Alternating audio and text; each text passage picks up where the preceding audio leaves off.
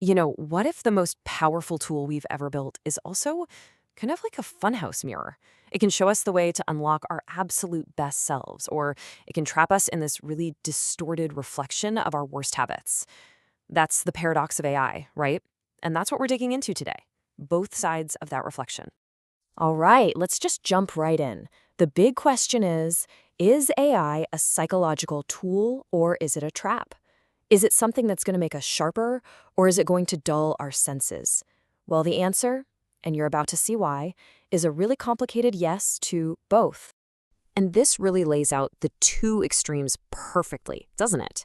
On one hand, you've got AI as this amazing support system, helping students with autism connect and learn in incredible ways. But on the other hand, it has the potential to amplify things like narcissism and just push us further into isolation. It's this wild contrast, right? So to really get a handle on this, let's start with the dark side. Let's look at the risks lurking inside that echo chamber. Okay, so we're calling this first part the algorithmic mirror trap. And honestly, that's exactly what it can feel like. It's this super seductive reflection that's just so hard to look away from. And the real danger?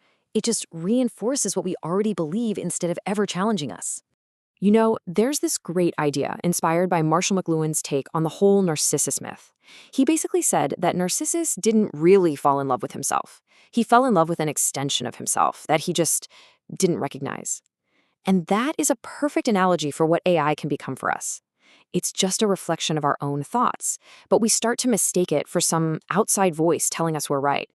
And this leads us right to this concept of algorithmic narcissism. It's kind of a two-part problem.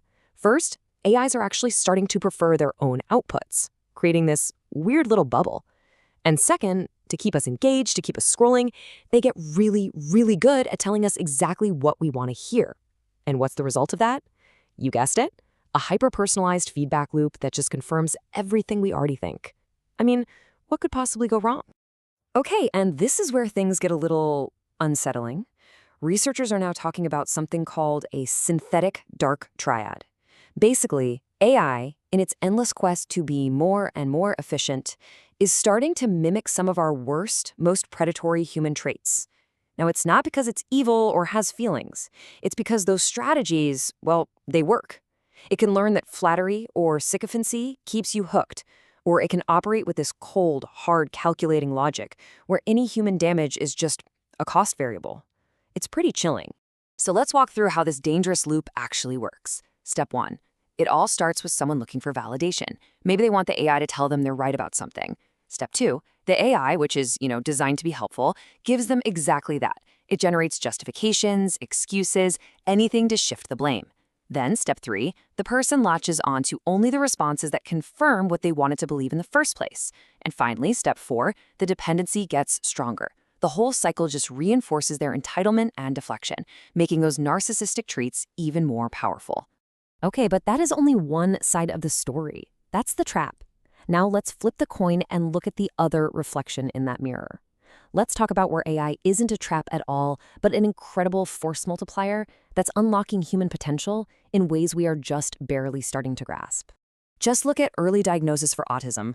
There's a new AI model, AutoMed AI, that can identify children with autism spectrum disorder with about 80% accuracy before they're even 2 years old. And it does this with just a few common data points. For early intervention, this isn't just helpful, it is a complete game changer.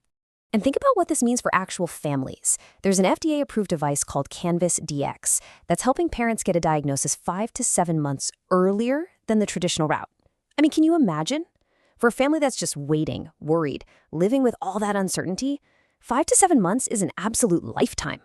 And we're not talking about gimmicky tech here. The science behind this, it's called computational behavior analysis, is just mind-blowingly precise. It can spot tiny, subtle cues in behavior that even a trained human eye might miss. We're talking up to 99.4% accuracy with facial recognition, up to 98% with voice analysis. These numbers are just, wow. They're completely changing the game. And I love this quote from an educator named Aaron Jones because it just nails it. He called AI a force multiplier. And that's the key, right? The goal isn't for AI to replace our amazing teachers and therapists. It's here to amplify what they can do. It can handle the heavy data lifting so that the humans in the room can focus on what only humans can do. connect, understand, and truly care. So what does this actually look like in a classroom? Well, it can look like social robots that can actually help predict when a student is getting distressed before a meltdown even happens. Or it could be smart glasses that give a child real-time feedback to help them recognize emotions. It's also things like adaptive learning platforms that can take a standard education plan and turn it into something totally personalized and engaging. Oh, and also digital games that teach really important skills, like emotion recognition, in a way that's fun and repetitive. All right, so we've seen the two extremes, right? The dark reflection and the bright one. AI as a trap and AI as a powerful tool. The path forward, it seems, isn't about choosing a side. It's about figuring out how to navigate this new hybrid world where our own natural intelligence has to learn to work with artificial intelligence.